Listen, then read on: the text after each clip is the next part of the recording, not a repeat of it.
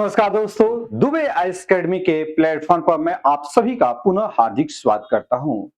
आज मैं दुबे सर आज आप लोग के लिए एक शानदार, एक लाजवाब टॉपिक जो पंचायती राज व्यवस्था से ही संबंधित है, यानी पंचायती राज व्यवस्था का ये सेकेंड पार्ट है पेसा एक्ट 1996। हम सभी ये टॉपिक में जानेंगे पेसा एक्ट किस प्रकार भारत के मूल आदिवासियों को संरक्षण प्रदान करता है। जैसे मैंने आप देखे आदिवासियों की हित की बातें और आदिवासी को क्या-क्या इससे फायदा होगा, ये सभी हम जानेंगे। और इस टॉपिक में ये भी जानेंगे ये भारत के किन-किन क्षेत्रों में, किन-किन राज्यों में लागू किया गया और झारखंड के कौन सा डिस्ट्रिक्ट में और झारखंड में कब लागू किया गया। और इस एक्ट के माध्यम से किस प्रकार से एग्जाम में क्वेश्चन आने की संभावना बनती है, इस टॉपिक के ऊपर भी हम चर्चा करेंगे। चलिए अब हम सभी अपने टॉपिक पर प्रारंभ करते हैं। पेसा एक्ट। पेसा एक्ट में हम सभी देख रहे हैं कि पंचायत यानी इस एक्सटेंशन टू शेड्यूल एरिया, तो किसके एक्सटेंशन की बातें करते हैं? शेड्यूल एरिया यानी अनुसूचित क्षेत्रों का विस्तार। यानी इस एक्ट के माध्यम से जितने भी झारखंड है प्लस झारखंड के साथ साथ भारत के जो मूल आदिवासी है उनकी भूमि को संरक्षित रखने का प्रयास किया गया है। पहले जो झारखंड ही नहीं, पहले आदिवासी का जो मूल सभा होती थी वो ग्राम सभा होती थी। यानी ग्राम सभाओं के अंतर्गत है उनके हाथों में जल, जमीन, जंगल और खनिज का जो संसाधन था उनके नियंत्रण, उनके कंट्रोल में होता था। लेकिन धीरे धीरे उनके नियंत्रण से यानी उनके कंट्रोल से ये बाहर होता चला गया और उन्हीं की अपनी भूमि के लिए उनके अनेक प्रकार के है टैक्स, कर ये लागू किया गया। अपने आप को वे हमारा है अनभिज्ञ महसूस करने लगे। तो यानी अब इस एक्ट के माध्यम से पुनः उनको एक बार फिर से संरक्षित रखने का प्रयास किया गया है। तो हम सभी यहां पर ये टॉपिक में देखते हैं, जैसे झारखंड जैसे आदिवासियों के जो मूल स्थान है वो जंगल है। तो जंगल के साथ साथ यानी अपनी आर्थिक व्यवस्था, रहन सहन हो गया, अपने सामाजिक डेवलपमेंट है जंगल में हुआ है। और वो आदिवासी अपनी है संस्कृति के लिए काफी प्रसिद्ध है, यानी वो हमारा प्राकृतिक पूजक माने जाते हैं। तो जैसा आप बैकग्राउंड में देखो इनकी इस प्रकार की वेशभूषा होती है।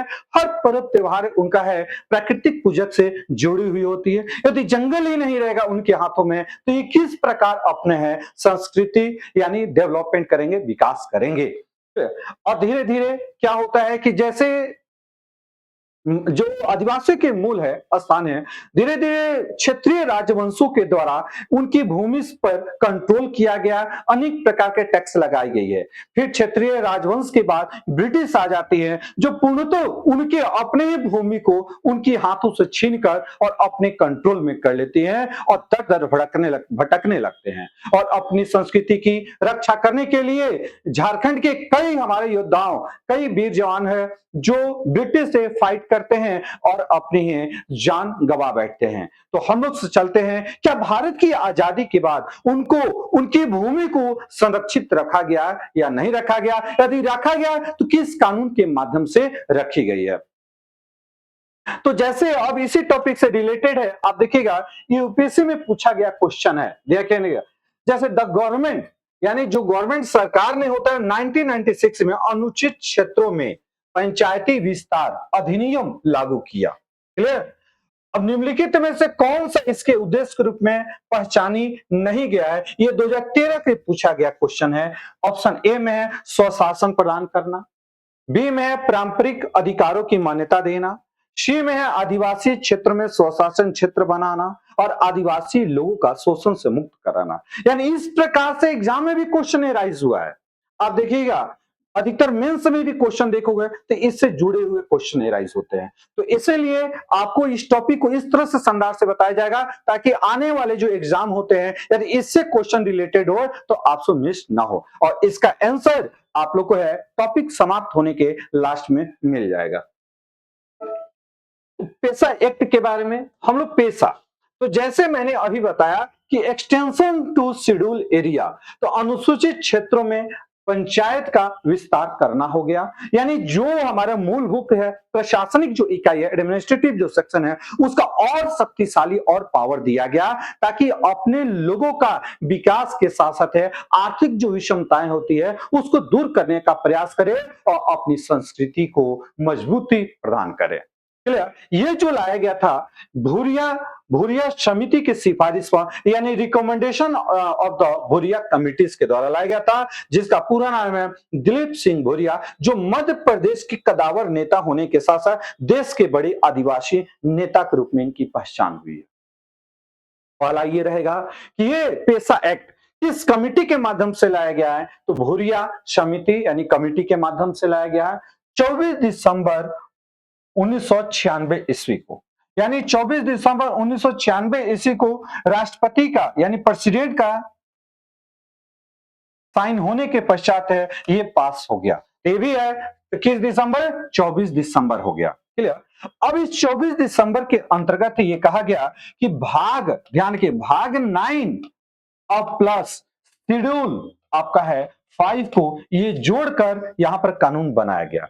जैसे शेड्यूल 5 में आप ये जानोगे कि शेड्यूल 5 में आके किन बातों की चर्चा है। जैसे मैंने आपको बताया था कि 9 में हो गया पंचायती राज व्यवस्था हो गया, और इसमें 243 ए से लेकर है आपका है ओ तक आर्टिकल्स को डिफाइन किया गया है। क्लियर? टोटल कितने हैं? 16 आर्टिकल्स हैं, जो मैं पहले पार्ट 1 में बता चुका हूं। यदि आप नहीं देखे हो एक बार जरूर उसको देख लेना, क्योंकि लाइव बनाना है, एग्जाम को क्लियर करना है, तो इस सेक्शन को जरूर देखिए एक बार। ओके, अपने मित्रगण को भी शेयर कीजिए ताकि आपके मित्रगण भी इस टॉपिक को काफी डिटेल जान सके। क्लियर? और शेड्यूल 5 में क्या है? संविधान की 5वीं अनुसूची अनुसूचित क्षेत्र अनुसूचित जनजातियों के प्रबंधन और प्रशासन से संबंधित है।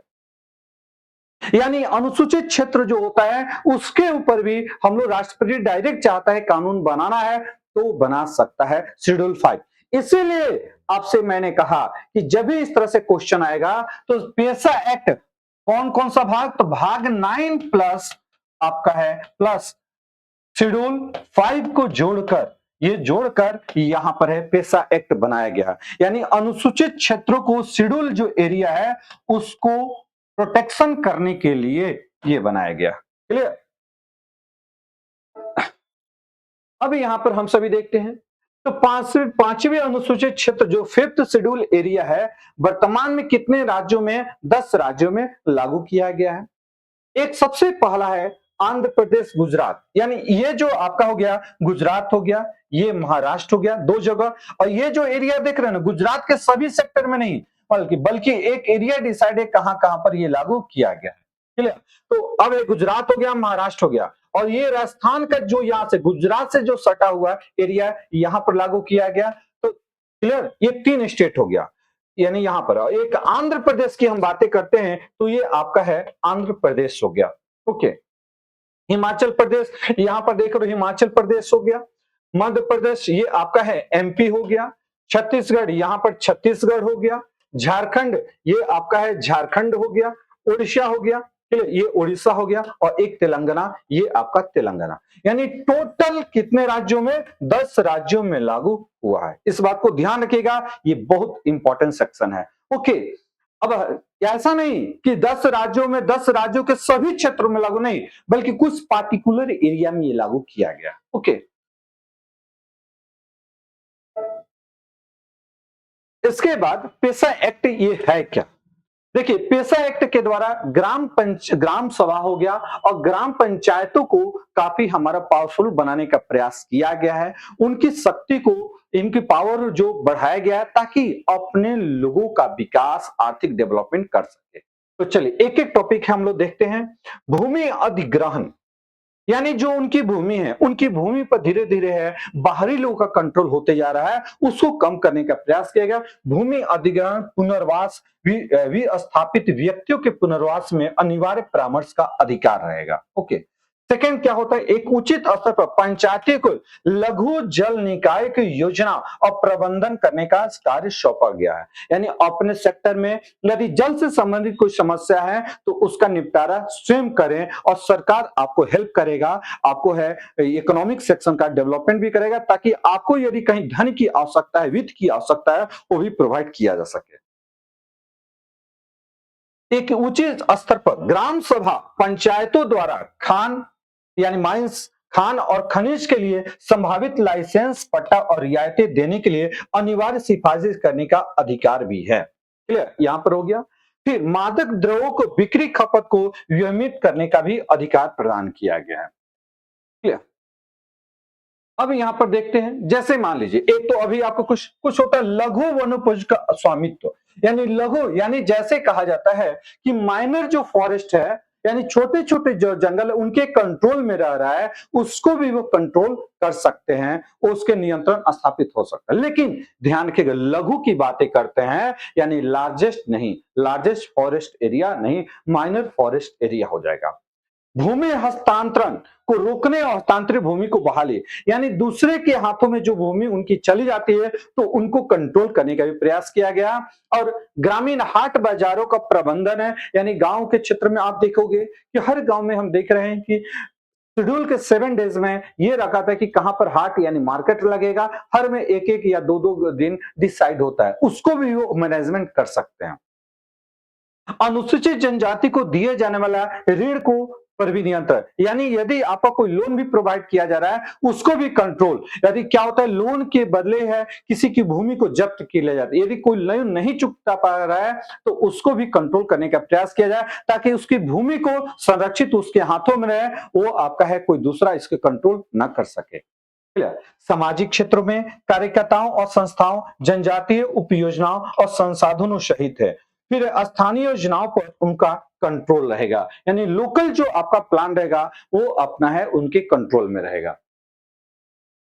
उद्देश्य क्या, मेन क्या होता है, कोई भी आपका कमिटी आती है तो कमिटी में एक जरूर टॉपिक जान लीजिए कि मेन उसका उद्देश्य क्या है। जब उद्देश्य है एम आपको समझ में आ जाएगा तो पूरा टॉपिक आपका क्लियर हो जाएगा। देखिए, अनुसूचित क्षेत्रों में कानूनों द्वारा जनजातीय स्वायत्त क्षेत्रों को संचालित करना ये इंपॉर्टेंट, यानी जो शेड्यूल एरिया है, शेड्यूल एरिया पर इस प्रकार आपको कानून लॉ बना दिया जाएगा जिससे आपका है उनके जो भूमि होता है स्वयं उनके हाथों में रहे और उस भूमि को कंट्रोल कर सके, प्रोटेक्शन कर सके, संरक्षित रख सके और दूसरे के हाथों में जाने से बचाया जा सके। फिर समुदाय परंपराओं जो उनका ट्रेडिशनल आपका होता है, देखिए लोकगीत होता है, लोक नृत्य होता है, तो उसको भी वो संरक्षित रखे तथा प्रथाओं को संरक्षण करने का प्रदान किया गया। धीरे धीरे देखिएगा, भारतवर्ष की हम बातें करते हैं, जो प्राचीन हमारी संस्कृति है धीरे धीरे मिटती जा रही है और हमारे ऊपर मॉडर्न थॉट्स आ गया है कि हम संस्कृति को अपने दरकिनार कर दिया। लेकिन आप देखोगे जो जनजातीय शेड्यूल एरिया में है वहां की जो संस्कृति है ना आज भी काफी बड़े स्तर से मनाई जाती है और लोग उसमें इन्वॉल्व होते हैं क्योंकि उसमें नेचुरल से जुड़ा हुआ था, दिखावटी पर नहीं होता, वो रियल अपनी वेशभूषा में आनंदमय करते हैं। तो अब जनजातीय संख्याओं को देश समग्र का भावनाओं से जोड़ना और सुशासन प्रदान करना, यानी जनजातीय वो उसको भारत के सभी सेक्टर से जोड़ने का प्रयास किया गया है, प्रयास करने की बातें किया गया है और स्वशासन है यानी अपने शासन यानी अपने क्षेत्रों में शासन करने का भी अधिकार प्रदान कर दिया गया है। ओके, अब यहाँ पर होते हैं अनुसूचित जनजाति अन्य पारंपरिक वन निवास अधिनियम 2006 में भूमि वन भूमि पर किसी स्थानीय प्राधिकरण या किसी राज्य सरकार द्वारा जारी पट्टे ठेकों अनुदानों को अधिकार दिया गया है। अधिनियम ग्राम सभा को सौंपे गए कार्य, ये ग्राम सभा को थोड़ा सा हमारा पावरफुल बना दिया गया 2006 में, अधिनियम 2006 के अंतर्गत है। फिर वन निवासी जनजाति को वन अधिकार और कब्जे को अधिकार प्रदान किया गया, यानी उनकी अपनी भूमि यदि हाथों से फिसल गई है, दूसरे को कंट्रोल में चला गया, फिर से वो अपने कंट्रोल में ला सकते हैं।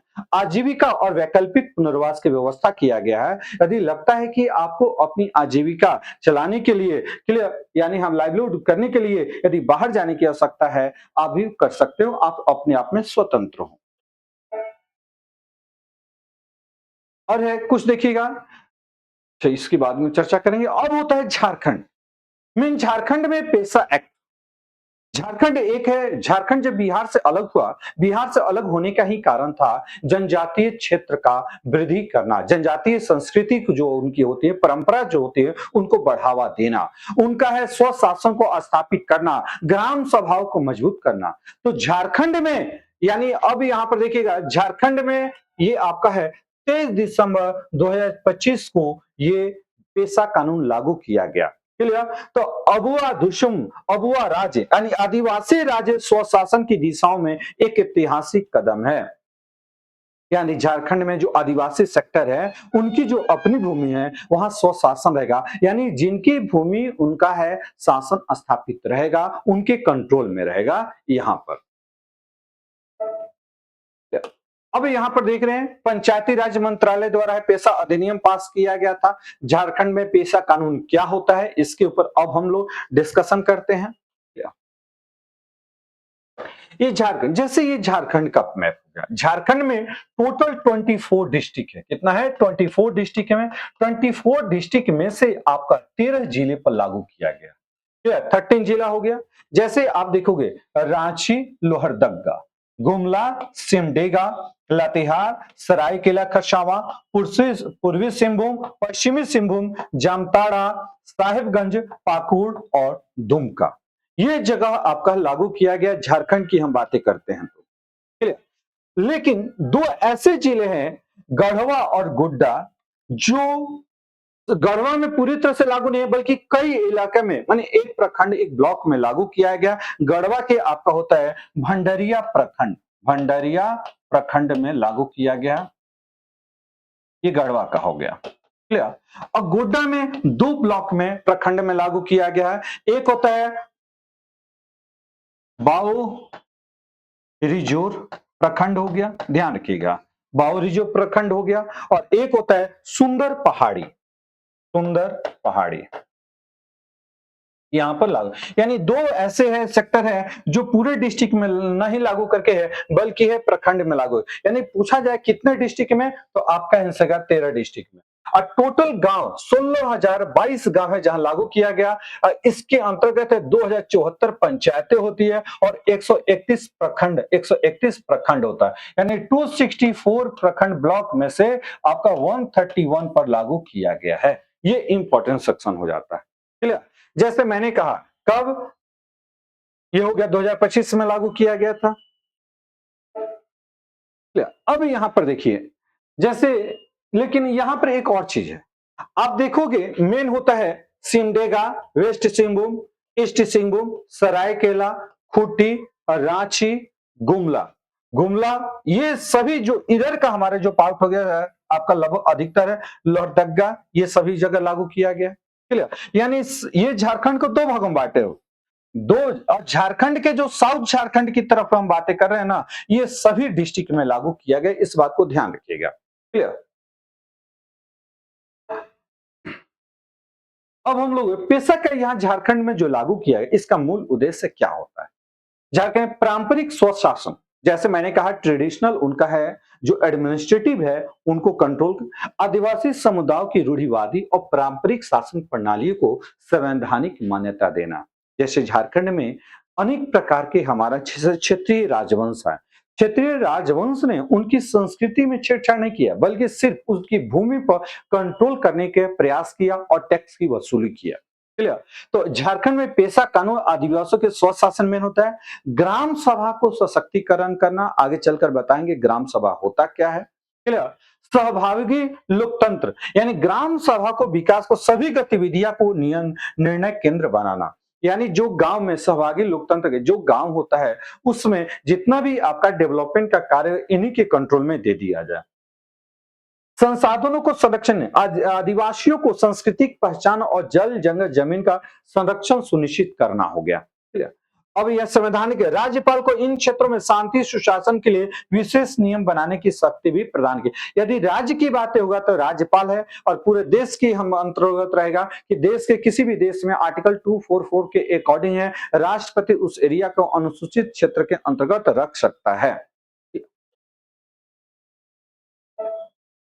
इसके बाद पारंपरिक स्वशासन प्रणाली की हम बातें करते हैं तो यहां पर देखिए आप, जैसे का पारंपरिक स्वशासन प्रणाली, स्वशासन प्रणाली यानी झारखंड में डिफरेंट टाइप के है, विभिन्न प्रकार के है। आपका क्षेत्रीय जो राजवंश था, क्लियर, उन्होंने अपनी जो ट्रेडिशनल संस्कृति थी उसको बढ़ाने का काम किया। उनकी संस्कृति में कोई छेड़खानी नहीं होगा। जैसे मुंडा समुदाय, मुंडा मान की व्यवस्था हो गया, संथाल समुदाय हो गया, मांझी परगना व्यवस्था हो गया, उरांव समुदाय हो गया, पहड़ा प्रणाली हो गया, हो समुदाय हो गया, मुंडा मान की प्रणाली, यानी इन सभी के द्वारा जो शासन व्यवस्था लाया गया था उसको सुचारू रूप से प्रारंभ किया जाएगा। ओके,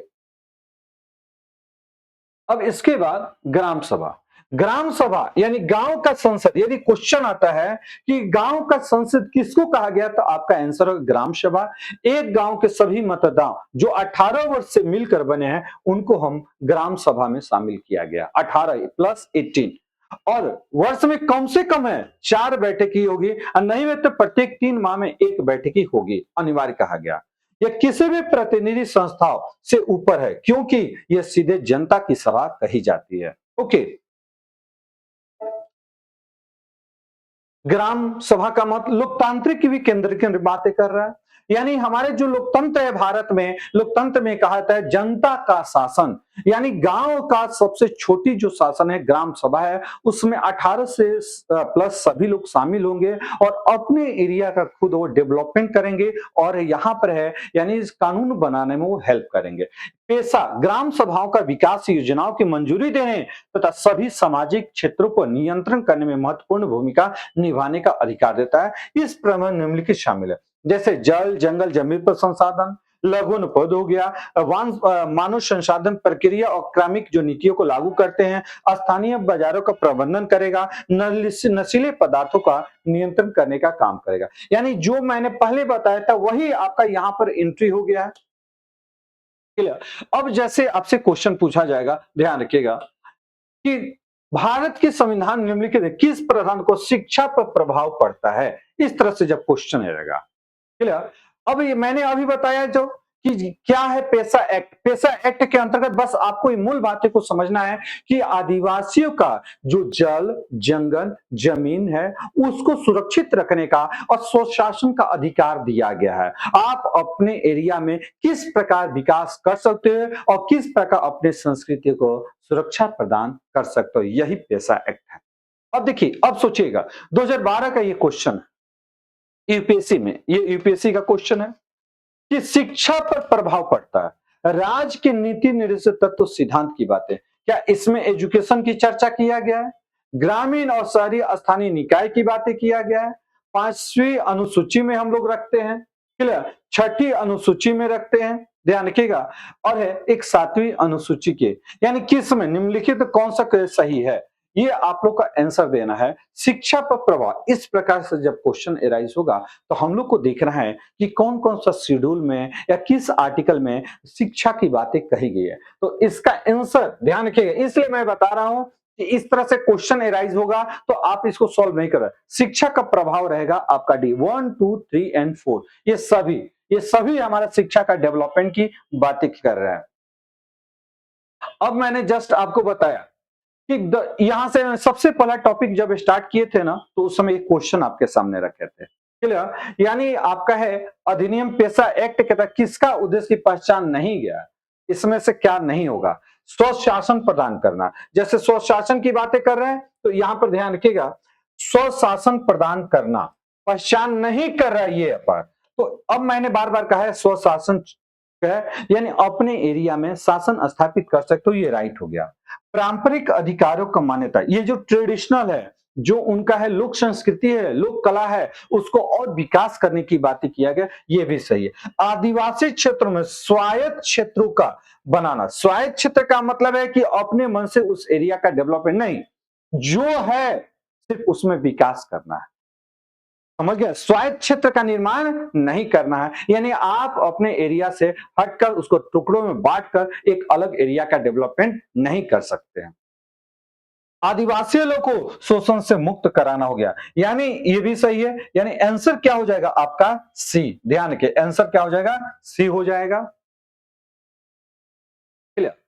अब फिर यहां से क्वेश्चन कथनों पर विचार 2016 का क्वेश्चन है, किसी भी व्यक्ति के लिए पंचायत का सदस्य बनने के लिए निर्धारित आयु क्या होनी चाहिए? 25 वर्ष। ये आपका है गलत हो जाएगा, ठीक है। समय से पहले भी रिटर्न के बाद, यानी आपका है किसी पंचायत के लिए डायरेक्ट है 21 ईयर्स की बात किया गया, क्लियर।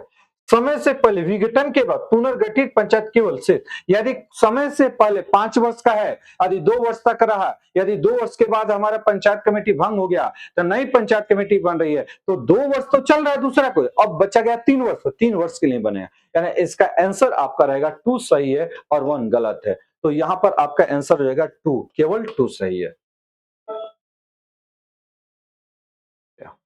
इस प्रकार आपने जाना कि हमारा पेशा एक्ट क्या होता है और किस प्रकार से क्वेश्चन एराइज होता है, और इसको हम लोग है जैसे एग्जाम में प्रीवियस ईयर जो क्वेश्चन एराइज हुआ है एमसीक्यू के रूप में हम लोग वहां पर देखेंगे। चलिए आज का सेशन हम लोग यहाँ पर ओवर करते हैं, फिर नए टॉपिक के साथ आपसे मुलाकात होगी। और है जो हमारी टॉपिक है जो देख रहे हैं, प्लीज आप इसको अपने मित्र गण तक सब्सक्राइब जरूर कीजिएगा। अब आपके लिए झारखंड जेपीएससी का जो नई वैकेंसी का अनाउंसमेंट किया जा सकता है 14वीं, उसके लिए स्पेशल बैच है, ऑनलाइन ऑफलाइन चल रहा है। यदि हमारी बैचेस ज्वाइन करना चाहते हो तो एक नंबर आपको जो दे रहे हैं, आप 7004021323 पर आप जरूर कॉल कीजिएगा। हमारा धनबाद में ओके बैंक मोड हो गया, बैंक मोड और सिटी सेंटर में हमारा है ब्रांचेस चल रहा है, ओके सिटी सेंटर में। ओके चलिए, ओके थैंक्स।